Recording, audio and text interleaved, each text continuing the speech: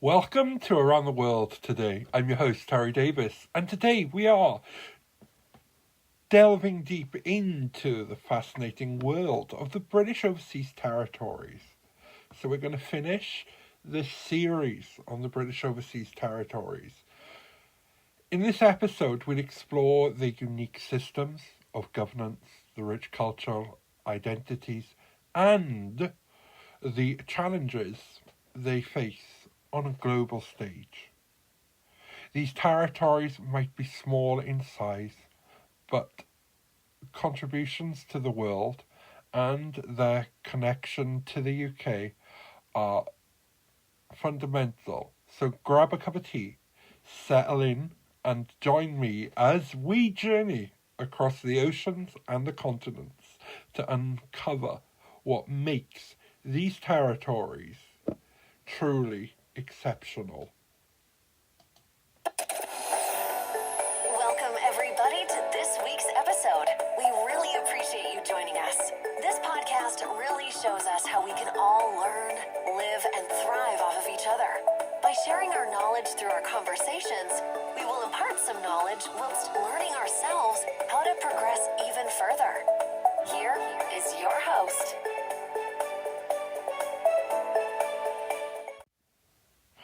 The British Overseas Territories are a collection of 14 unique regions scattered across the globe. From the icy expanse of the British Antarctic Territory to the tropical charm of the Caribbean islands. These territories embody a diverse mix of cultures, ecosystems, and histories. But what ties them together is their constitutional relationship with the United Kingdom. While each territory has its own government, the UK plays a vital role in defence, foreign policy, and ensuring good governance. Let's take a closer look now. What makes these territories operate? So, there are 14 territories: Anguilla, Ascension, Bermuda, the British Antarctic Territory, the British Indian Ocean Territory, the British Virgin Islands, the Cayman Islands, the Falkland Islands, Gibraltar, Montserrat, Pecan, Henderson, Deuce and Onro Islands, St Helena, Ascension and Tristan da Cunha. We've talked about Tristan da Cunha, South Georgia and the South Sandwich Islands, Turks and Caicos Islands. We've talked about the Turks and Caicos Islands too. We've talked about some of these territories in previous episodes within this series, and we've seen how they've grown, how they have governance, and how they are combating climate change. And I'm sure we will go into more of this. I know we're going to go into more of this. But isn't it quite interesting that within all of these islands, what I've learned from this, that they are British, but they can go their own way.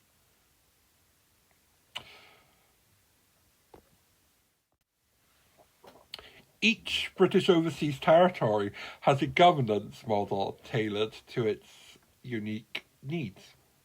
So, take Gibraltar, a bustling hub with a high degree of autonomy. Gibraltar manages most of its internal affairs through its elected parliament, while the UK oversees its defence and international relations, e.g.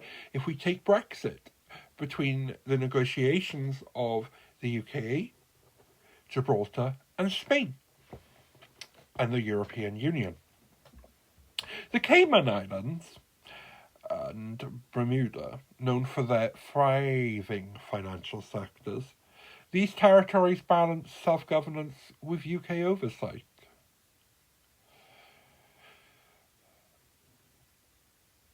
A matter of constitutional law, the UK Parliament has unlimited power to legislate for the territories.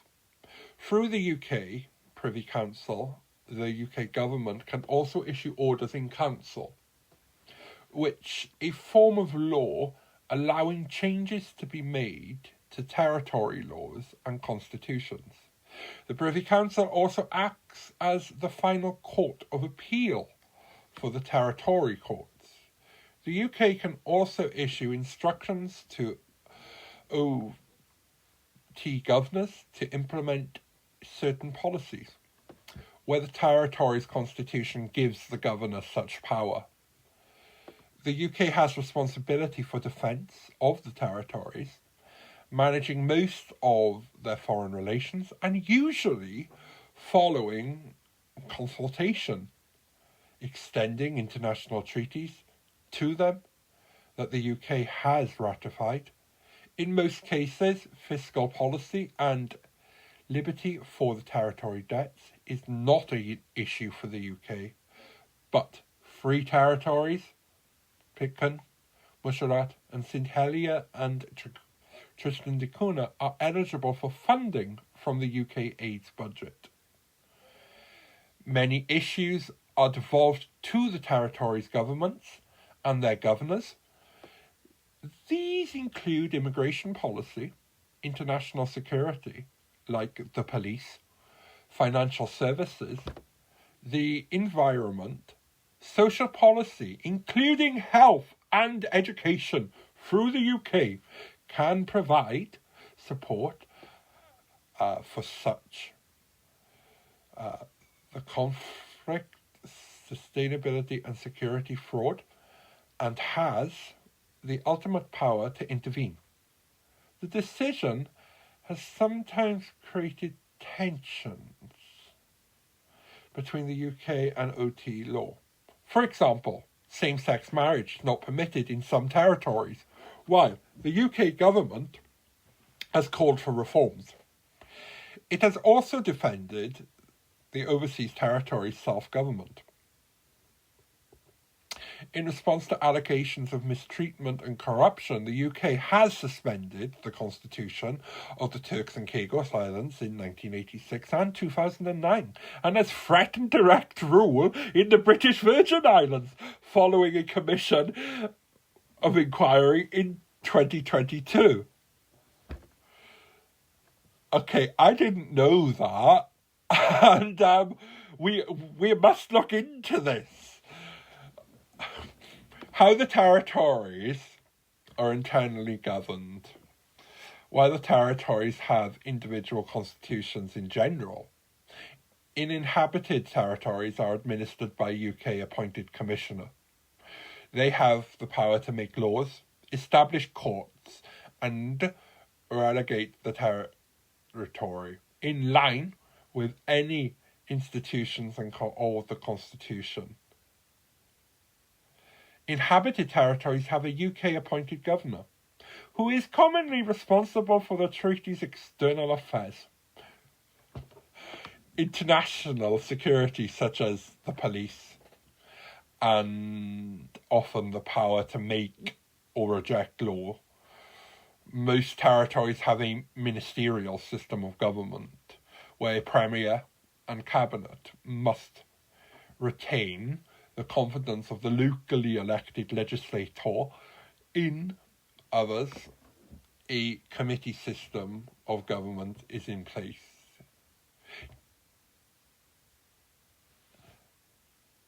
There have been a few sovereignty disputes, and we wouldn't expect that, would we? So many, did you know what I mean? We wouldn't. So the British Antarctic Territory is one of those uninhabited territories that would have a commissioner. So there, with no permanent population, this territory focuses on scientific research under the treaty. This diversity in governance reflects the ability of these territories while maintaining their constitutional links with the UK. Many territories face an ongoing discussions about self-determination, while some, like Gibraltar and the Falklands, have strongly expressed their desire to remain British. Others, like Bermuda, occasionally explore options for greater independence. So we've just heard that there was a commission in, and a commission is looking at the potential for direct rule in the British Virgin Islands. We will talk about this later on, actually, because this will come in to episode 20 now, when we're talking about different models of UK and how we're going to do it. I feel we will. So there has been alleged corruption has been uncovered in the British Virgin Islands. In 2022, the UK said it would not impose direct rule at present, but would monitor progress. In April 2022, the findings of the Commission of Inquiry into alleged corruption and misconduct in the British Virgin Islands was published by the territory's governor, John Rankin. The Commission said that almost everywhere in the British Virgin Islands government, the principles of openness, transparency, and the rule of law are ignored. The British Virgin Islands is a UK overseas territory, meaning that the UK maintains ultimate responsibility for its good governance and has the power to intervene in domestic affairs. Among the Commission's recommendations was for UK direct rule to be imposed for at least 2 years, with the BVI's local assembly and ministerial government being suspended. I can see why, when we talking about the UK government bringing direct rule into a territory, why they are very apprehensive. And I can understand why as well. But in June 2022, the UK government said it would not impose direct rule at this time. It has instead accepted the proposal of the BVI government to introduce reforms. The UK retains the right to intervene if it judges significant progress not being made. It has led to legislation to this effect. The paper sets out the inquiry's key findings. There is a paper about it.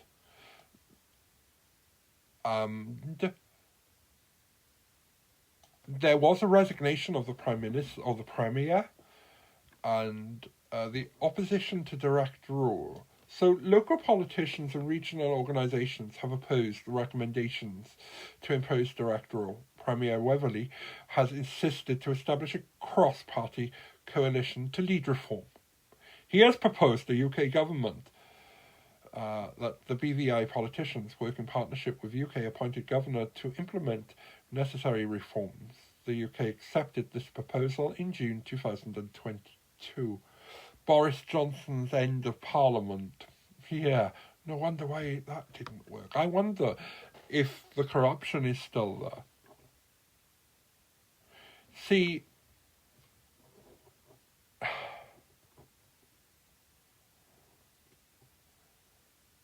was there a need to implement direct rule, or could they become part of the United Kingdom and give them devolution and take back, as they already controlled those areas, sort the system out? But the history of tensions between the Commission's findings occurred within the context of recent tensions between the territory and the UK. These centre on a degree of autonomy the UK allows for BVI's domestic affairs, especially in the economic sphere. Financial services are practically significant to the British Virgin Islands economy, and we've talked about this. The previous BVI government had opposed the extension of beneficial ownership registers to the territory. These registers are inherited intended to promote greater transparency in who owns and controls company assets. And it was to combat money laundering. The BVI government also requested greater flexibility in the ability to borrow and spend its reserves during the COVID-19 pandemic. The UK government rejected this. In 2022 January, the BVI government established a committee to examine whether greater powers could be devolved to it. It has recently re-inherited the territory's right to self-determination. Oh gosh. Direct rule in Turks and Caicos. The last territory to be subject to direct rule was Turks and Caicos Islands in 2009. This was following an uncovering of corruption and poor governance. The planned reinstatement of local rule was delayed. However, while the UK implemented further legislation to improve transparency of the territory's policies and see its public finances achieve a sustainable footing, a new constitution was brought forward in 2011 for the territory to restore a locally elected government. The UK appointed a governor, retained power over the regulation of the financial services. New elections were held in 2012. The UK's role in these territories is evolving, practically, in a post-Brexit era, with new geopolitical realities that may infuse their futures. The British Overseas Territories are rich in culture and heritage. In Montserrat, Afro-Caribbean traditions flourish, blending music and history into vibrant celebrations. Meanwhile, Gibraltar offers a mix of British, Mediterranean and Spanish influences. It is quite lovely. I like going to Gibraltar, actually, and I love the local language of Gibraltarian language. Of 1 minute they can be speaking English, and then they speak Spanish, and then they're just speaking both languages, in conversation. I love it. I do wish that it was more like this where I am here in Wales. A blend of, I would say, Britishness, because the whole sense of being British is also, for me, is embracing my Welshness. So for the Gibraltarians, although they're like me, British, they embrace their Gibraltarian. For the people in Montserrat, they embrace their Afro-Caribbean traditions as well as embracing their Britishness. And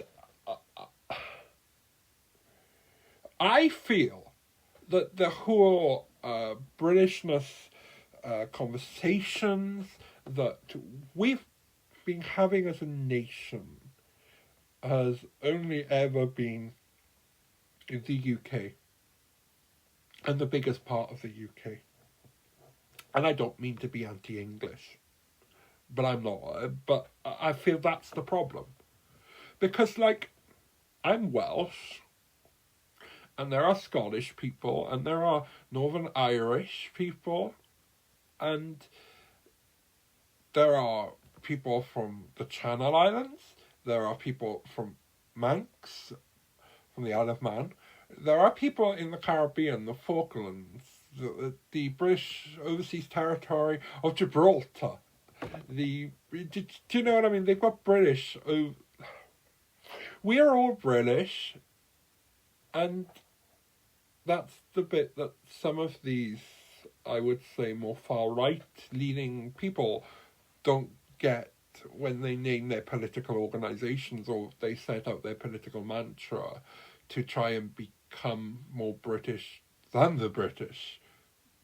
I don't know how you can do that. or even to become more English than the British. But to be a proud British person, I personally believe that we have to weave a shared cultural tapestry. And we all have that shared cultural tapestry. So every time a territory leaves us from being British, we're no longer sharing that tapestry. Although there have always been, in any kind of government, bad ways of running, but you can adapt them. It's the traditions, like, for me, St. David's Day, having cowl, singing my hen rad van hadai, watching the rugby, the universities, the three of them.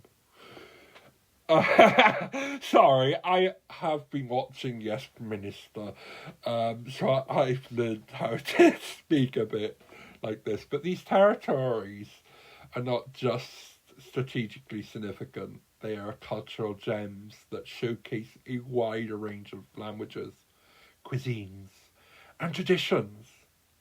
Preserving these identities is a challenge in a rapidly globalizing world, but it's a priority for many local communities. See, it's quite the same as here. Everything you're hearing is like, we want to keep our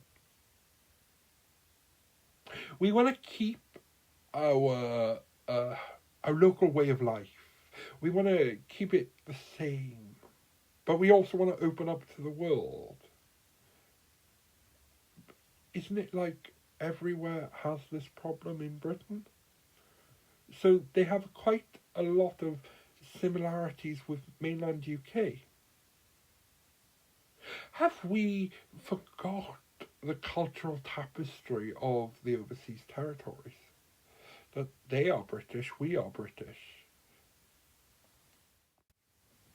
Climate change is an existential threat for many of these territories, practically low-lying lands like the British Virgin Islands and Turks and Caicos, rising sea levels and more frequent storms put their ecosystems, economies and populations at risk.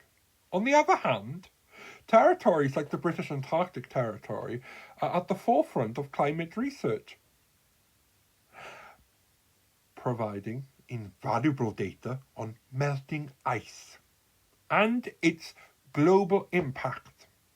Addressing these challenges will require both local action and international support. Economically, the British Overseas Territories are as diverse as their geography, with each region leveraging its unique strengths to build sustainable livelihoods. However, these opportunities also come with challenges that require a careful navigation and innovative solutions. Let's look at some of these. Tourism forms the economic backbone of several territories, such as Anguilla and the British Virgin Islands and the Turks and Caicos Islands. These sun-soaked paradises attract millions of visitors annually, drawn by their pristine beaches, luxury resorts and vibrant cultures. Tourism generates a significant revenue, creating jobs in hospitality, transportation and local crafts. However, the industry is highly vulnerable to global economic fluctuations, natural disasters and increasingly climate change. Hurricanes such as Irma and Maria have caused devastating losses in the Caribbean, highlighting the need for disaster resilience and diversification. Some territories are now focusing on ecotourism, promoting sustainability and preserving their natural beauty to ensure long-term viability of their economy. Financial services. For territories like Bermuda and the Cayman Islands, financial services are a cornerstone of the economy. Bermuda is known for its insurance and reinsurance sectors. Okay, people, am I the only one thinking here? All right, I take out insurance, then someone else reinsurances my insurance. So maybe I should reinsurance the reinsurance to become reinsurance. And we can be a whole industry itself. Maybe Wales could get in touch with that. The Cayman Islands has a reputation as a global financial hub for investment funds. These industries attract international businesses and provide significant government revenue. However, these sectors often face scrutiny from global regulatory bodies with concerns about tax transparency and money laundering. Naughty, naughty.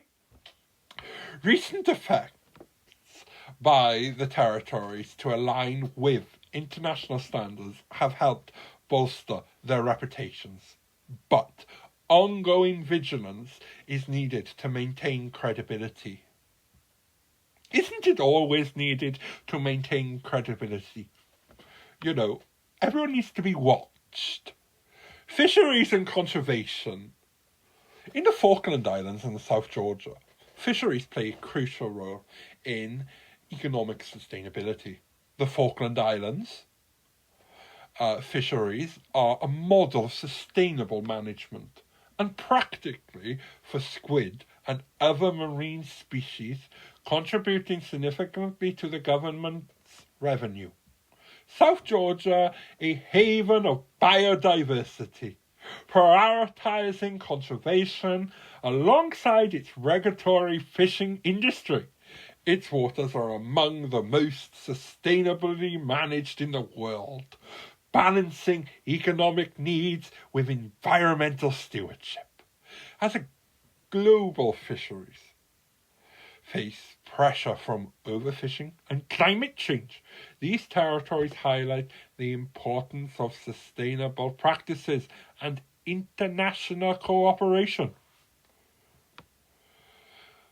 Emerging sectors.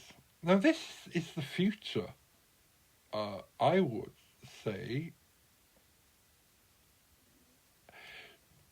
To secure the futures, many territories are exploring emerging industries and diversifying their economies. Renewable energy, for one.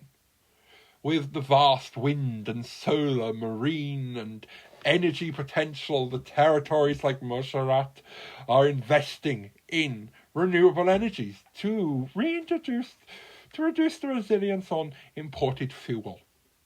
Technology and innovation. Territories such as Bermuda are positioning themselves as the leader in fintech and blockchain technologies, attracting new businesses and investment, architecture and local production to reduce dependence on imports. Some territories are reinventionalizing small-scale agriculture, people, agriculture, damn dyslexia, and supporting local entrepreneurs. Challenges to address. While these opportunities are promising, the territories face hurdles that require collaborative efforts. Geography, isolation. Many territories are dependent heavily on imports, making them susceptible to supply chain disruptions and high living costs. Economic resilience. diversifying away from tourism or financial services can be difficult, but it's vital to prepare for global economical changes.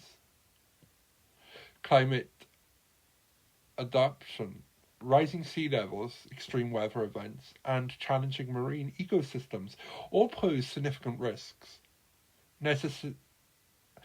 Trying to get around these will be sustainable investment in infrastructure and disaster preparations. By their strengths and embracing innovation and fostering international partnerships, the British Overseas Territories can not only sustain their economies, but thrive in an interconnected and uncertain world. The British Overseas Territories are not just remote outposts, they are vital, strategic assets that embrace the United Kingdom's global influence, from military bases to maritime trade routes. These territories play a role in defence, diplomacy, and international cooperation. The military significance. Some British overseas territories are indispensable to the UK's defence strategy, providing crucial military hubs and logistical support, such as the sovereign base areas in Cyprus. These bases are pivotal for UK and NATO operations in the Middle East, in the Eastern Mediterranean, supporting peacekeeping efforts, counter-terrorism, and humanitarian missions. Their proximity to the Middle East makes them a vital staging ground for rapid response in regions that could be volatile. Diego Garcia in the British Indian Ocean Territory, situated in the Indian Ocean, Diego Garcia is one of the most strategically located military facilities in the world. It serves as a key base for US-UK partnership, supporting operations in Asia, Africa, and the Middle East. Its capabilities include long-range bombers, naval deployments, and reconnaissance missions. These military assets not only protect the UK's interests, but also contribute to global stability as well, underlining the territory's significance in maintaining international peace and security. Now, geopolitical influence. The territories enhance the UK's global presence, providing unique leverage in international diplomacy, extended maritime jurisdictions as well. The exclusive economic zones, EEZs, of the territories give the UK jurisdiction over vast ocean areas, enabling control over crucial maritime trade routes and rich maritime resources. This presence bolsters the United Kingdom's role in global governance and environmental protection. They also demonstrate soft power and alliances by maintaining a presence in the strategic regions. The United Kingdom strengthens ties with allies and builds partnerships. For instance, the sovereign base areas facilitate cooperation with NATO, while the Caribbean territories like Anguilla and Montserrat provide opportunities for regional engagement with the Commonwealth and small island nations. Economic trade routes. The strategic locations of these territories also make them essential for global trade. The shipping lines, the territories such as Gibraltar, are located at the entrance of the Mediterranean, are vital choke points for international shipping. Gibraltar handles thousands of vessels annually, offering critical services such as refueling and maintenance. and sea connectivity, many territories host key airstrips and ports, providing logistical hubs and trade and emergency response. The Falkland Islands, for example, serves as a gateway to Antarctica, supporting scientific research and tourism. Challenges in maintaining strategic assets. While these assets are invaluable, they also come with challenges.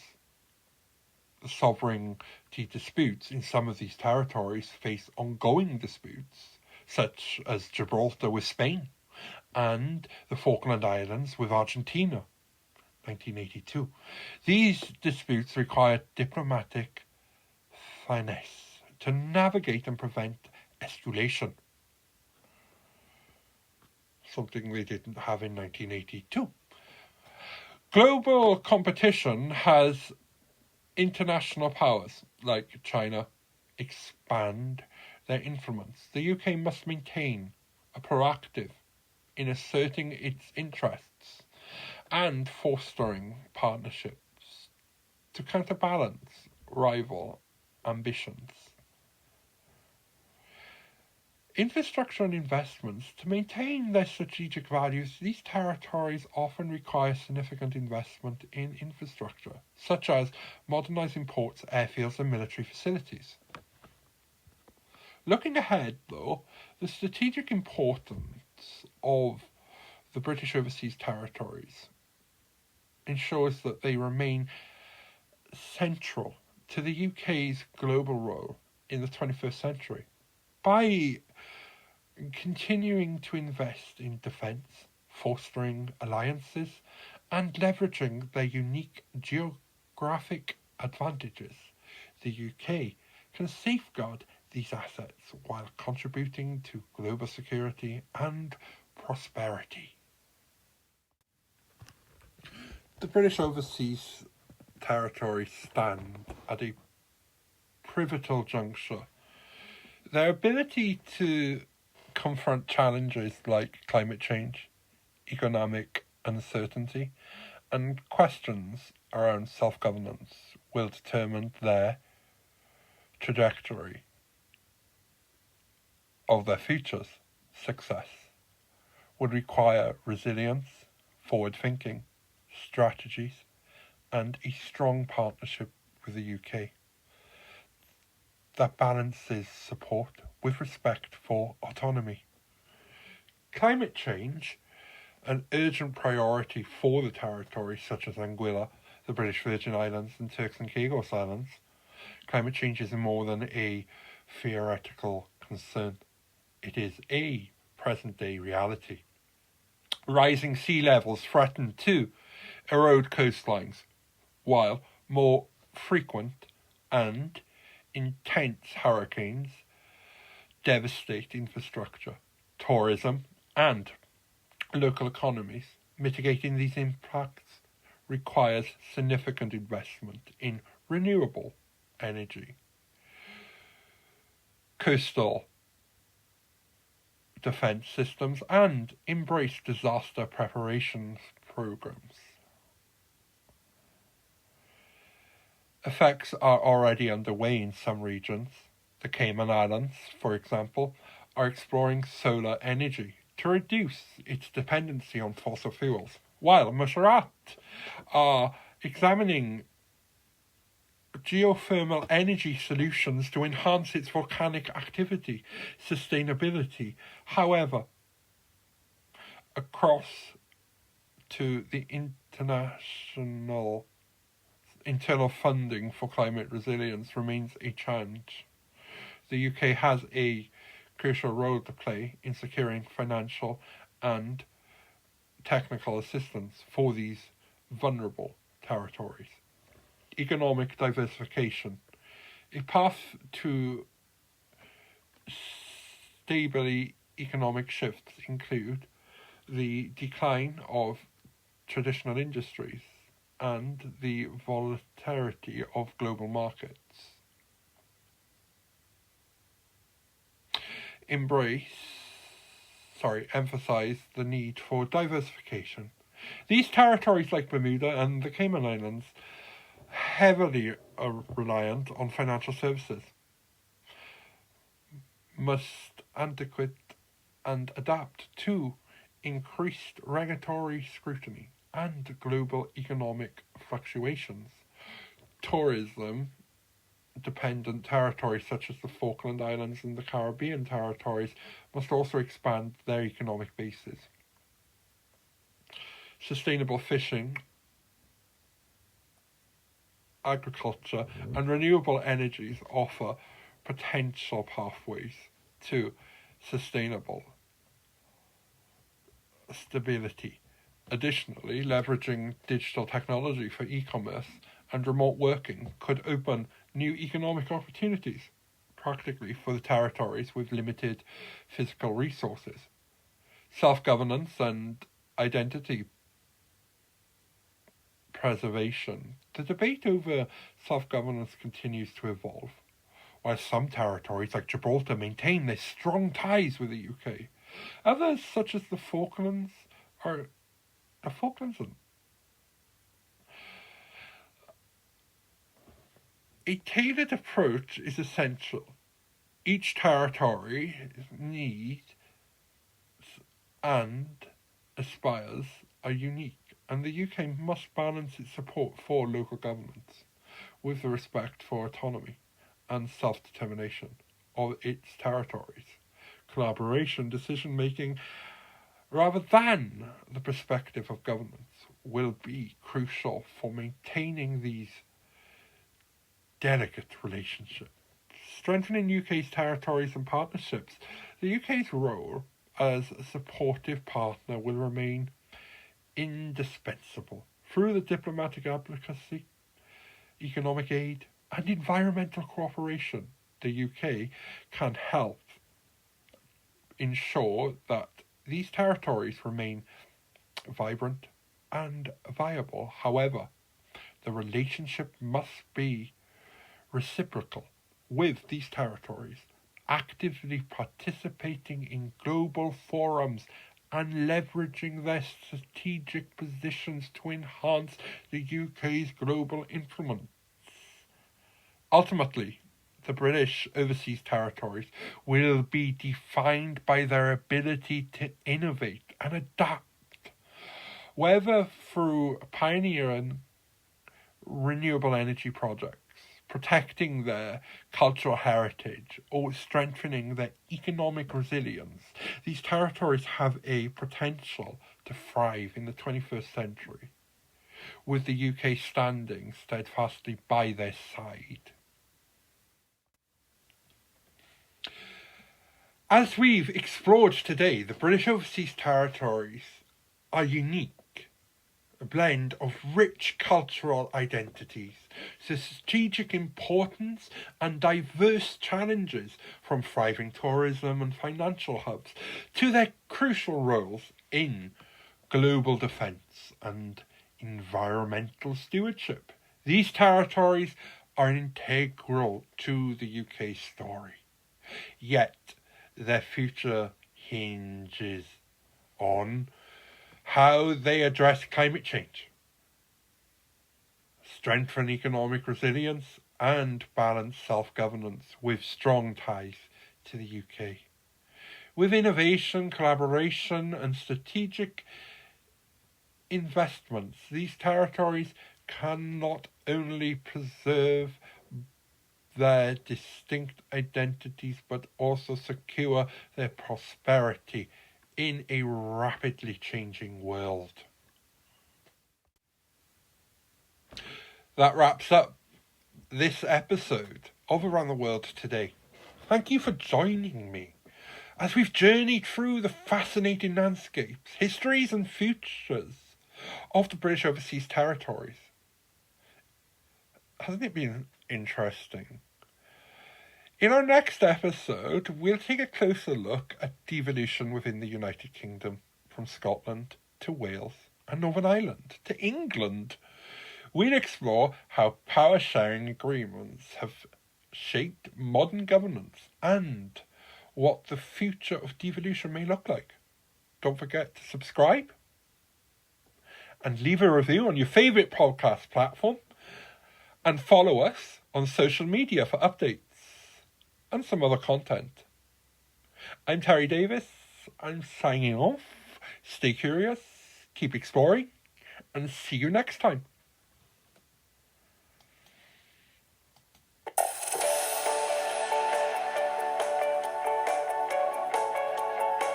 This week's episode has come to an end, but the fun doesn't have to stop here. If you have any questions, suggestions, or feedback, head over right now to Twitter and Facebook and like, share, and get involved. Join us next time.